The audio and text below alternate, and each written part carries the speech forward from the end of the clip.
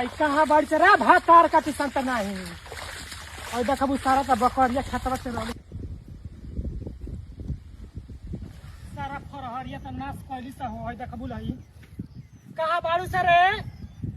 अरे बाप हो बाप है देखबू बुझात अपना भातार की खेत में ले आके अब बकरी छोड़ले बोले देखबू कौन हल्ला भाई साहब बकरिया हो अरे बाप हो बाप